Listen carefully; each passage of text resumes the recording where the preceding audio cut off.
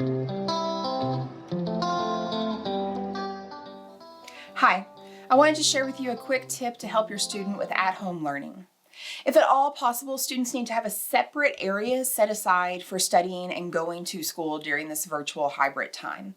This could be as elaborate as a desk in their room or as simple as a corner of the room where they are seated on the floor, focused on their schoolwork.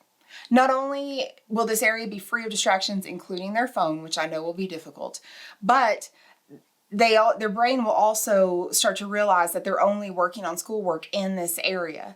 So they're not watching TV, they're not going on their phone to visit social media, they're not talking with their friends, they're not sleeping, they're only working on schoolwork. And if the area is actually used solely for that purpose, then when they go to that area, their brain will automatically go into work or study mode. Now, this is the same idea that's behind the advice to not watch TV or scroll through your phone while you're in bed.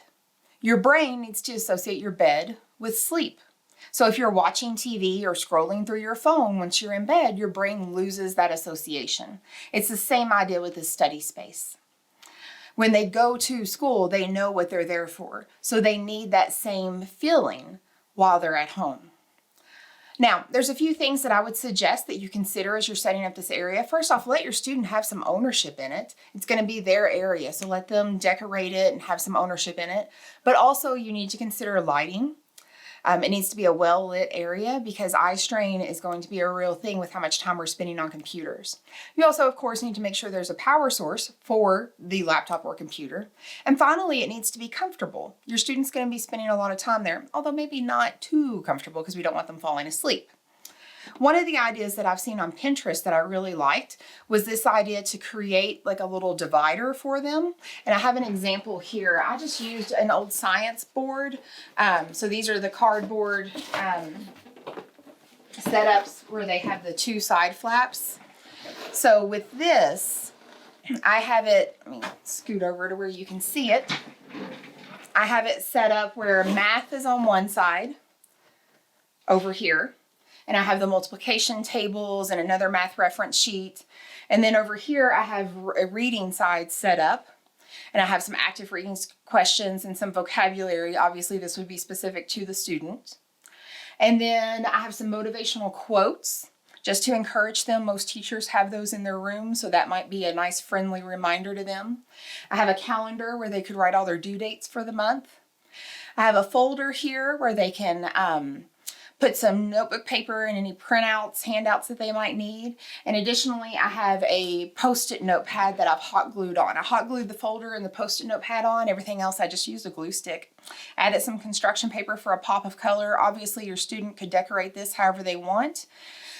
This would be good not only to make your student feel like they're going to class, it almost creates a little classroom for them, but also if you have multiple students using the same study space, like the dining room table, this could divide that area out to where each student has their own individual space. Again, I encourage you to let your students help you with this. Now, I got this for about $3 at Walmart, and I do Walmart pickup because I don't necessarily want to go into the store right now. However, if you're not comfortable with that, or if you've looked online and realized the prices are significantly more on Amazon, you could do this other option that I'm going to show you now. My husband and I are Amazon addicts, and so we had a few boxes laying around. So I took a box and made one of these. So I'm going to show you how I did that now. So you're going to start with a simple Amazon box. Then you're going to cut down along the corners of all 4 corners. Remove the top and the bottom flaps from the box. Duct tape the middle seam of the box. And there you have it, a standing divider that's actually even a little wider than the typical science board. It folds down nicely accordion style to where it can be put away easily, and it's even a little bit smaller than the typical science board once it's folded down. So you can make one of these dividers with the science project board or a simple Amazon box, and both would be great.